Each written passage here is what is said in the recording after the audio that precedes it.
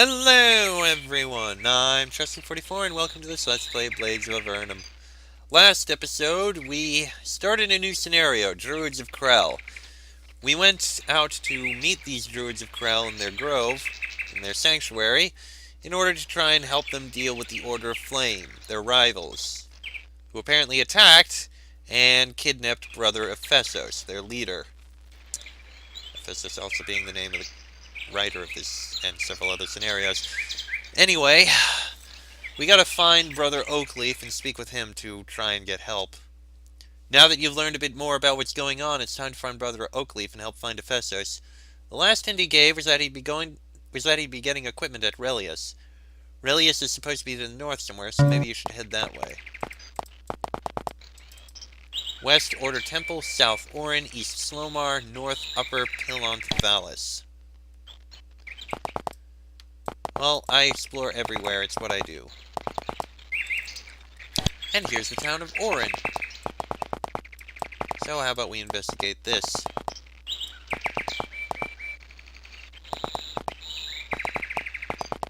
Yes, let's investigate.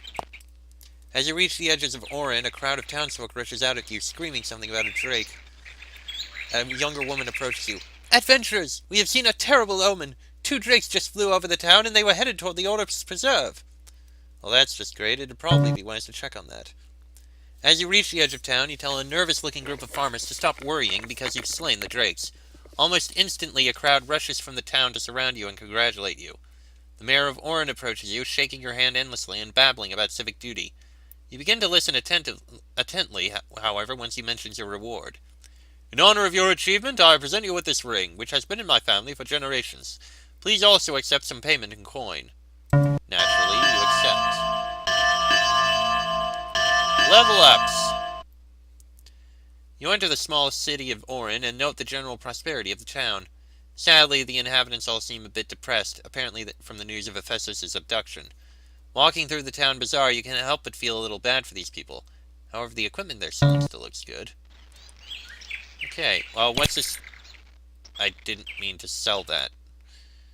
This ring is unidentified. What did we sell? A curing potion. And interesting stuff, nothing we need to buy. So, Orin we can just sell stuff at. There's another town over here. Slomar. You approach the town of Slomar, strolling through an impressive wall of hedges, and your attention is immediately caught by a scuffle between a group of townsfolk and a swarm of lizards. This must be the work of the Order of Flame, because quite a few of the lizards are breathing fire. The people seem close to defeat, so you charge in, hoping to make a difference.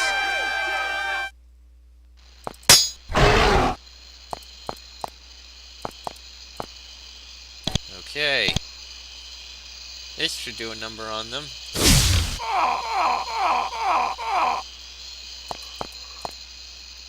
And this should as well.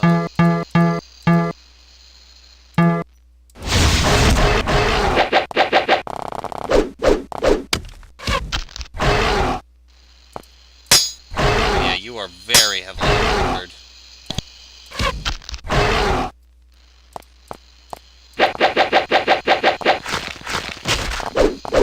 Oh dear, a guard was lost.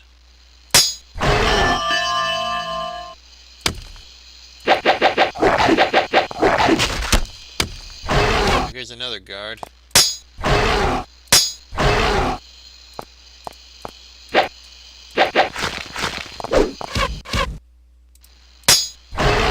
There we go. A few villagers walk up to you, praising your efforts while tending to their wounded. A merchant approaches you, offering you a small pouch of coins for your help. "I know this may not be much, but please accept this token of our gratitude." The merchant continues. "We wish you the best of luck in your quest to find Ephesos. The entire valley prays for your success." You thank him, realizing that the Order of Flame may be more powerful than you thought. We're getting plenty of experience, at least for the upper regions. This appears to be a normal farmhouse with a few livestock wandering about. However, you can tell that the farmers are slightly on edge, particularly given how many are carrying swords. These people don't look like they want to talk with you. The lizards appear to have put them on edge. understandably. Also, as you enter the Order Preserve again, you see a pair of drapes gliding through the air to the far south. Both of them descend by what appears to be a stone circle, though it's hard to tell from here. Yeah, we've already dealt with that. Now that I think about it, pardon me. I'm just going to level up a little. Specifically, you need defense. Not enough. Save up, you get more. Same thing with you. Chic. Bonnie can level up a lot. Quite a bit.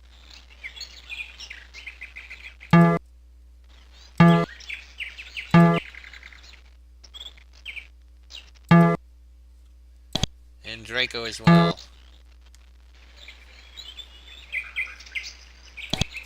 Oh wait, let's make these potions. We need more potion making. Oh, we got a bit. There, hopefully that helps. Alright, now back going north. As you walk through the valley, you notice something strange at above the hill towering above you. The top of the hill is encircled by a thick grove of trees with only a small opening on the south side. Might be something worth checking out. Well, let's investigate here.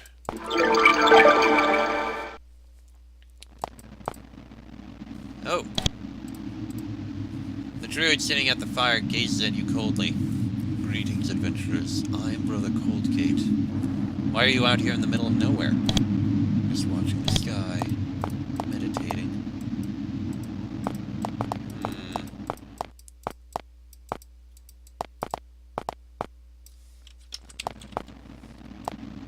Curious. We're going to investigate that at some later point.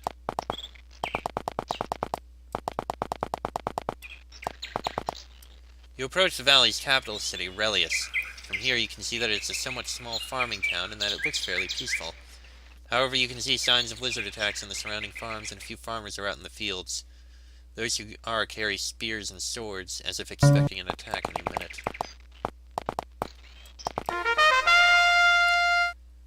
You enter the prosperous town of Relius and you realize how new this town must be.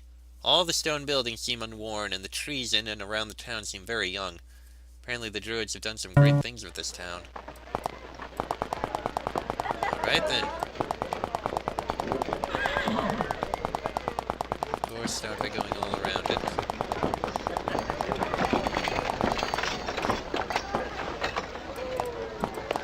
Must have been a tree there or something. Yep, there's trees by some of the hills.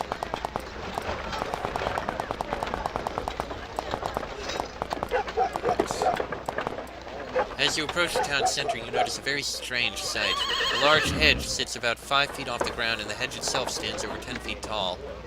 However, soon you see a druid emerge from the hedge and realize there must be gaps in it.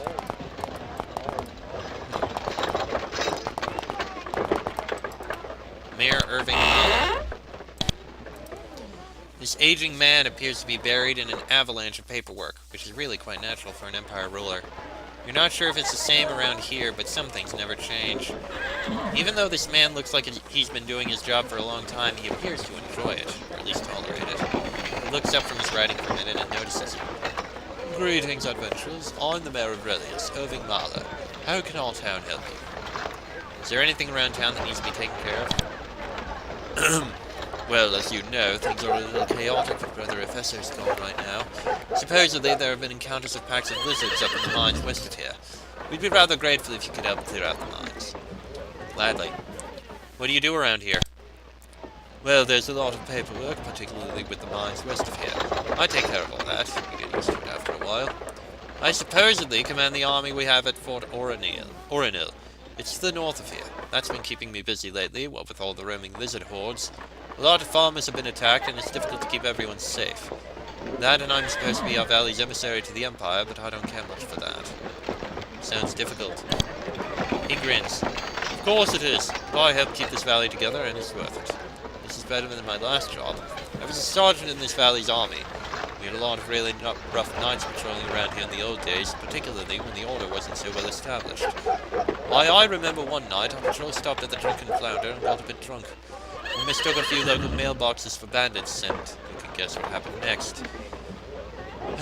I was discharged for disorderly conduct, and my friends gave me a new nickname. I'm sure you're not interested in that. Anyway, somehow I was elected mayor, and here I am today doing paperwork. That was an interesting story. What do you think of the Order? He pauses thoughtfully. Well, they're probably the best thing that's ever happened to this valley. They drove out the monsters that controlled the valley, and in doing so, made it actually bearable to us. They helped build this town, helped the farms around here get established, and taught us all how to keep in tune with nature. They've even defended us from a small tribe of Venati that attacked us for some reason. The Order has made this valley what it is today, and everyone in this valley should be grateful for their guiding presence. That's why we encourage you to continue on your quest and find defessors. Wait, Venati? Yes, and it was a very tough time for us. Apparently the Empire wronged the Venati somehow, and they declared war on all surface-dwelling people, which regrettably included us. We first noticed something was wrong when cockroaches appeared everywhere. We had heard of similar plagues in Valorum, and defessors quickly learned of the connection between those plagues and the Venati. Once the Order cleared out the biggest roach nests, even more appeared. The Druids held them off until Ephesus was able to negotiate the Venati and charge the invasion of our valley. Once they learned that we had no connection to the Empire, they left us alone. Though I'm personally not sure that Ephesus trusted them to keep their word. Ephesus said that vengeance had driven them mad, but in any case, they've left us in peace for now. Sure. Okay then. Continue looking around.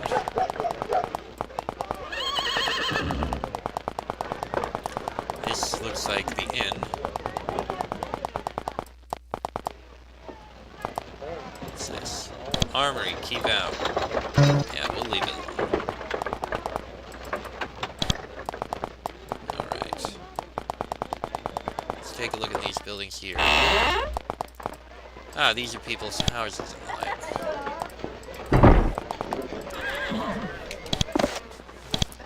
Yoink and yoink. Carved stone spiral, not needed.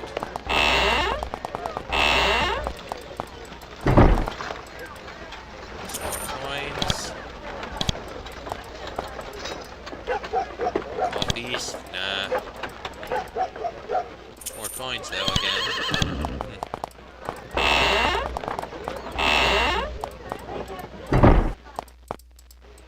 Let's see. Like those shelves. Oh wait, some coins.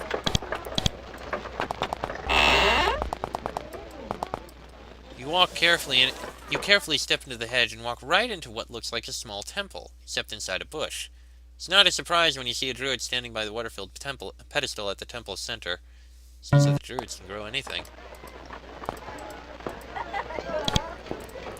A young-looking druid stands by the fountain in the middle of this temple. He appears completely at ease, undisturbed by the sudden presence of recruited adventurers. Greetings, adventurers. What brings you to this temple?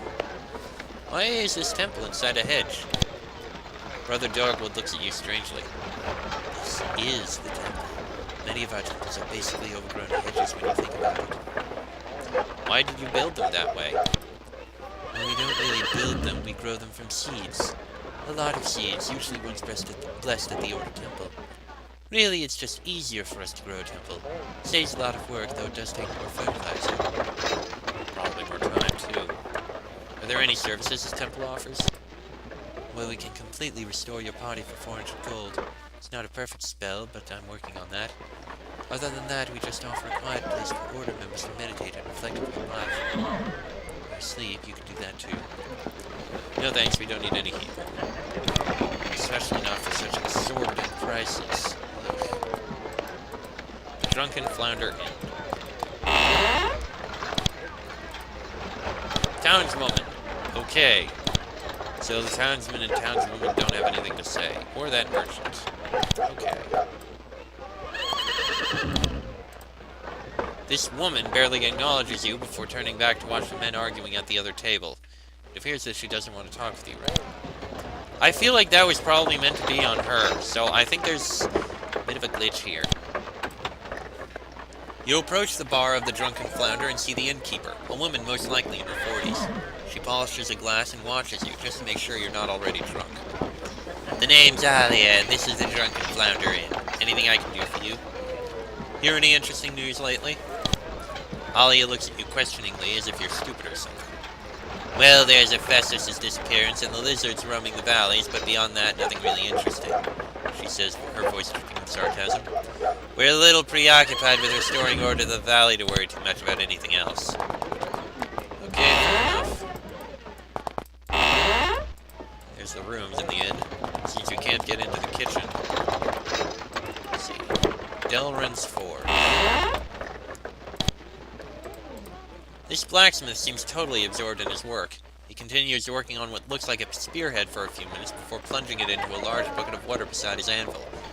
As the steam clears, he finally notices you. Sorry about that. Got a little carried away, I guess. Name's Delrin, and I take care of any metalwork this town needs. Anything I can get you? So what exactly do you do here? Well, in addition to forging just about all the high-quality construction metal this town needs, I also make weapons. You know, daggers, pikes, swords, that kind of thing. And I make some armor when I've got the time. Can I get some weapons? We can. Nothing I need. Happy to have helped. Ian Toolsmith and Helen Fletcher. Greetings. Greetings. Glad you caught up with me. Anyway, I'm leaving soon. What? We just caught up with you. I know. Sadly, there is little time. I must leave for the sanctum. But wait! No time. Dread. Show off. Well, that's just wonderful. As soon as you find the one person who appears to know what's going on, he leaves. Worse yet, you have no idea where the sanctum is. Wonderful.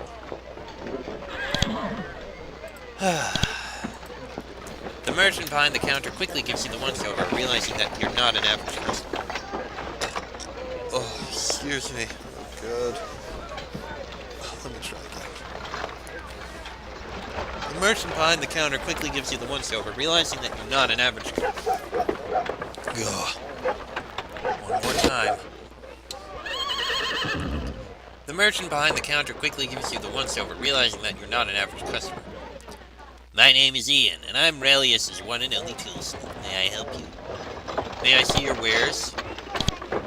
Okay. I don't think I need any tools right now. No, okay. With that, Ian seems to lose most of his energy. He slumps back into his chair, waiting for another customer. The woman behind the counter is polishing the crossbow, and it looks like she could fire it with pretty good accuracy. My name's Helen, and I'm the best fletcher in this valley. How can I help you? Yeah, we can buy arrows from you, but we don't need to. Okay, then. Guess that's that. Oh, wow. Yeah, no way I'm getting in there. Okay, I guess we can take a look at clearing out the mine. We have time. Alright, let's go in. As you approach the mines near Relius, you hear the screams of terrified mine workers. Sensing that you're about to fight something, you wait for someone to tell you what to do. It isn't long before a partially singed miner runs up to you, screaming about an infestation of lizards and hydras in the mines. Seems an adventurer's work is never done. Time to slash some lizards. Quite a few lizards, in fact. Quite a few lizards.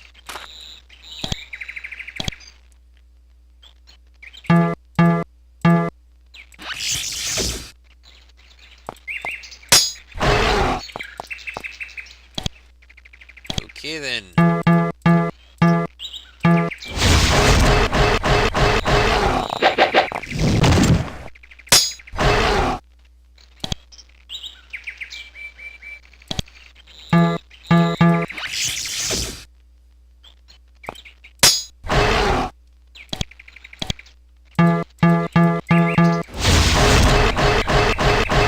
Well, that's effective. Grab the free meat. As you walk away from the pile of dead lizards, a few miners walk up to you cautiously, unsure of your sanity.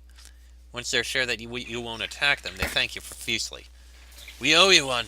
That's the biggest group of lizards that we've ever seen around here. Normally we can take care of them, but that was just too much for us. We can't really offer you much of a material reward, but rest assured that we are forever in your debt. We need to go clear out the dead lizards, but if you talk to the mayor of Relius, he'll probably give you a good reward.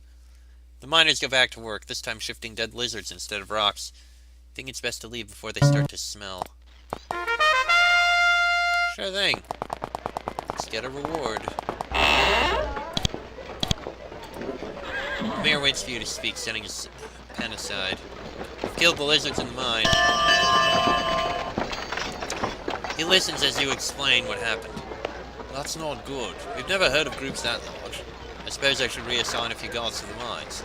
But don't let me get ahead of myself. I should reward you for your deed. He rummages around in his desk for a minute, eventually extracting a few jewels.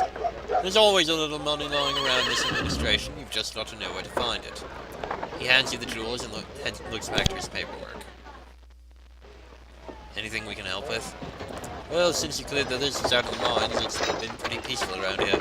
Our guards can take care of any lizards that show up. The best service you can render us now is to help Brother Oakley find a Fessus. We can hold our own until then. Right, Fox, more defense. You need it. Okay. Wait, was Draco leveled up? Oh, right, a little.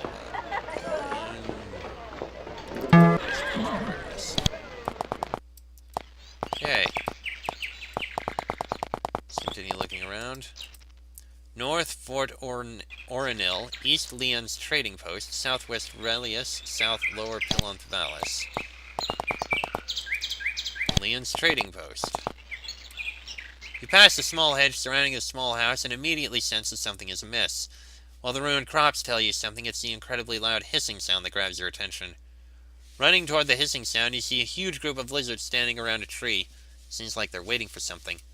Then a rock falls out of the tree and hits a lizard. "Take that!" you hear, and then you see that somebody's in the tree, hiding from the lizards. There's no way to tell how long he's been up there, but you charge in anyway, hoping to save the unfortunate soul. There are a lot of lizards here. Again. Wait. Closer, why not?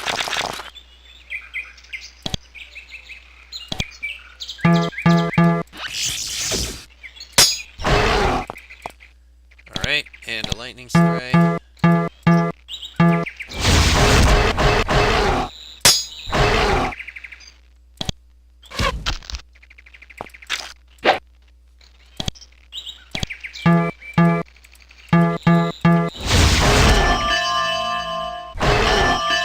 Level ups again.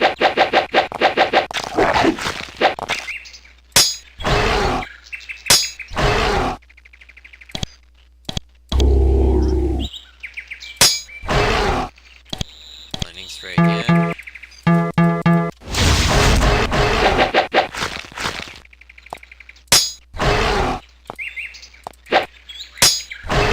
Excellent. Having killed the last of the lizards, the man in the tree leaps out onto the ground. Looks like he's been stuck up there for at least a day. Thank you. My name is Liam. I was attacked in the night. I ran up here before they could kill me. I could only grab a few rocks before getting up there, so there wasn't much I could do. I used to run a field trading post, but the lizards probably destroyed almost all my stock. I should probably go check on what's left, he says, starting to walk over to the roughly clawed house. Liam comes back after a few minutes, clutching a sling. Yep, it's almost completely destroyed. This is all that survived. Go ahead and take it. I really should repay you somehow. Handing you the sling, he continues. Well, all I can say is that I'll have to recommend you to the Order, and that I'm eternally grateful. Anyway, I've got to start cleaning up. He'll even fix his ruined home. A sling? Unidentified, of course. You return to Liam's trading post and find him still trying to repair his shop and home. He invites you into what's left of his house for some coffee, and you talk for a while. He's still unable to reopen his shop, but that doesn't seem to bother him. You leave him to his work. Okay. This appears to be a normal farmhouse with few livestock wandering about. However, you can tell the farmers are slightly on edge, particularly given how many are carrying swords. Okay. Lizards causing problems, yada yada yada. Same thing there. So there's a hut there and a fortress over here. Traveling north, you see a strange sight at the foot of the cliff which forms the valley's north side. First it looks like a regular fort, like any Empire fort. However, it looks like it was built into the rock of the cliff itself. You're getting very impressed with the Druids' work in the valley, as strange as it may be. Fort Orinil.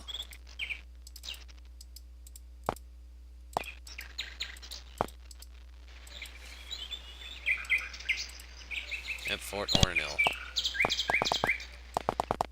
Let me go do a level up again, because why not? Got level ups.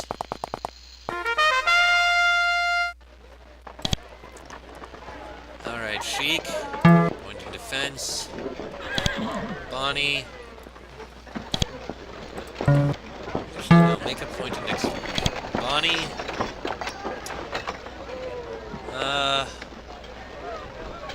Potion, make it 8. Draco. Strength. Alright, that works. And I think I'm going to end this episode here.